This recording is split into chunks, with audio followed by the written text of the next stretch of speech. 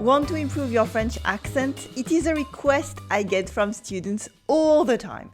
How can I improve my French accent? How can I not feel like a total alien when I visit France and try to use my French? The issue could lie with your pronunciation, more specifically in the way that you pronounce your vowel sounds in French. Vowel sounds in French are especially tricky, but if you can master them, you will sound more authentically French when you speak. In today's lesson, I am going to cover the most common mistakes I hear English speakers make all the time. And I will also show you how to fix them once and for all.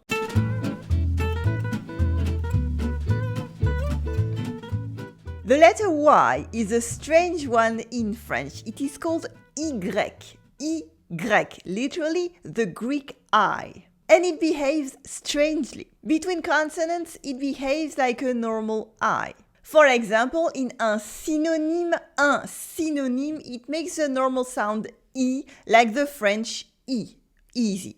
In un syndicat, a labor union in French, un syndicat, it makes a nasal sound un, just like I plus N before a consonant, un.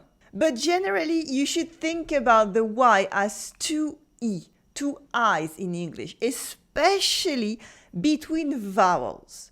Why? Let's take an example. The word un crayon is a pen in French. Un crayon, you have the nasal sound on at the end. Un crayon. It is not crayon, but crayon. And if you want to really decompose it, you can write it C-R-A-I and then I-O-N, crayon. And you have the Y right here. The Y in French is like having two I. Crayon. And it happens over and over, as in un moyen, a mean or a way with the nasal un at the end. If you replace the Y with two I, you have moyen. And in French, the O and the I make the sound wa. And that's why it makes moyen, and not moyen. Because in French, the Y equals 2I.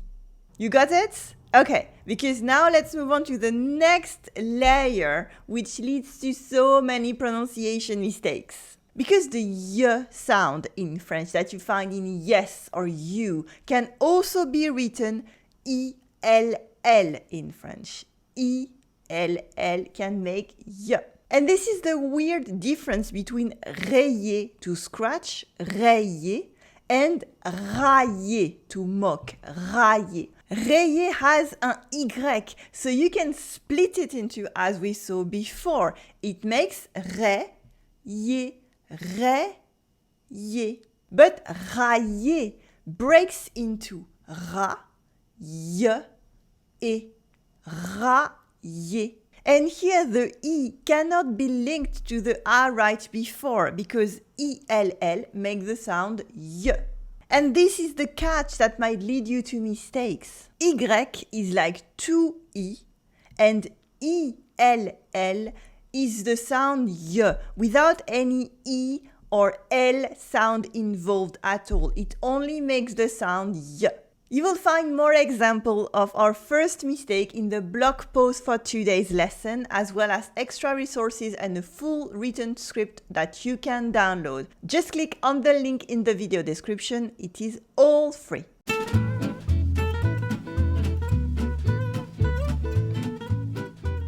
Our next mistake for today is with the U sound. Of course, it is the U sound, not the OU sound that we write OU. It is U. When you are learning French, you might have trouble hearing the difference between those two. But it's important. It's like the difference between l'amour, love with the OU sound, and la mûre, the berry, la mûre with the sound U.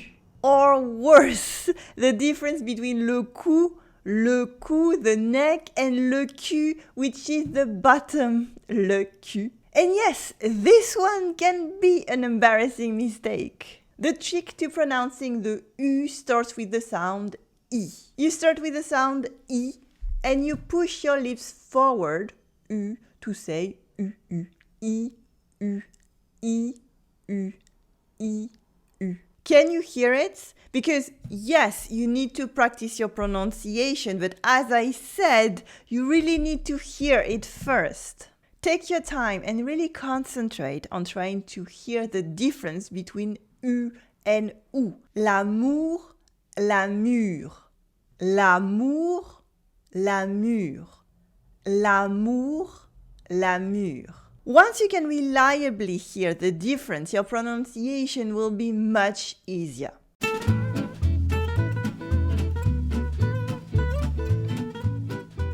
The same thing happens with the voyelles nasales, the French nasal vowels. I am talking, of course, of the dreaded en, un, and on. I made a whole video on their pronunciation that you will find on the blog post for today's lesson. But once again, you should first concentrate on hearing how they sound and their difference. That will help you a lot in correcting your pronunciation mistakes. Once you hear them clearly, you will realize that there is no extra N sound in le pain, the bread, which is not le pain or pen or whatever. It is le pain.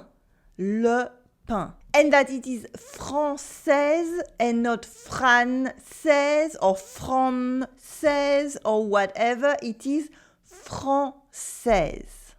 But you will also notice that it has to be a nasal sound. You cannot cheat by saying française or fraisaise. No, it is a en sound. The air goes from the back of your mouth into your nose in order to make this nasal sound. Française. Once you hear them clearly, you will also realize that there is a difference between en and on. It is a subtle one, en and on, but it is important. A-N make the sound en, and O-N make the sound on. People learning French very often mix them up, but that's where you need to be careful when listening and pronouncing them. En, on.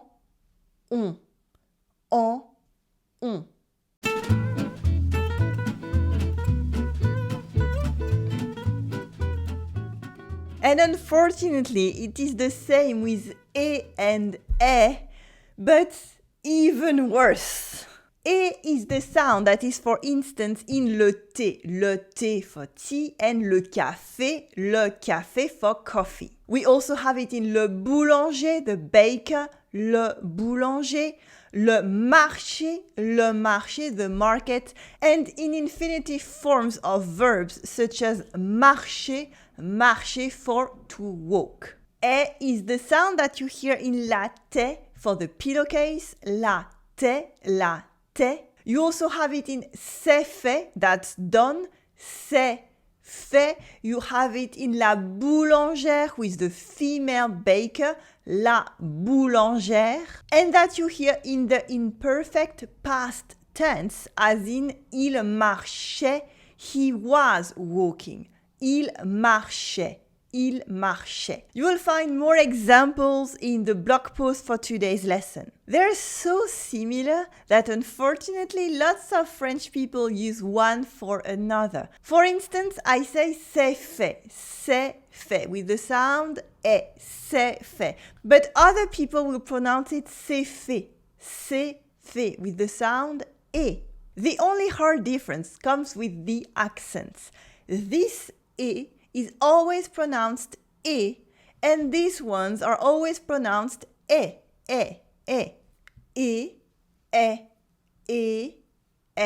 But the real difficult trap of the French e comes from our last mistake for today.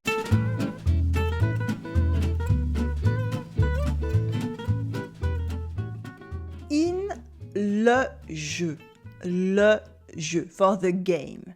Can you hear the difference in the two sounds? Le jeu. Yes, it is le jeu. But there is a slight difference and sometimes it is important. Is more open. It is roughly like the English that you have in a nurse. While is more closed. It is the same sound, but you're pushing your lips forward. We go from to Okay, so first of all, can you hear the difference?